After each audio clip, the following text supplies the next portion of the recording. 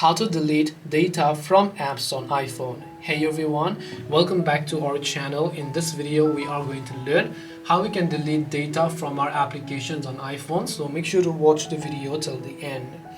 Now if you want to delete data from apps and not delete the app but only reset the data, for example, let's say you are logged in on Facebook.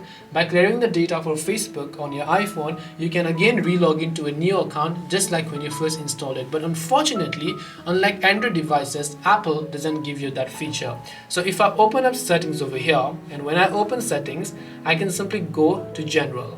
Then I can go to iPhone storage here, and once I go to iPhone storage, if there is a certain application for which I'd like to clear the data, let's say Facebook for example, you can't go ahead and then just go ahead and then actually clear the data. The only thing you can do to delete the data is to completely delete the app, and after you delete the app, reinstall the application. Offloading is not going to work. Keep in mind, offloading will still save your data by only deleting the app. So the only way to delete all data is to delete the app. If you have any questions, feel free to leave them down below. Thank you for watching till the end, and see you in the next video.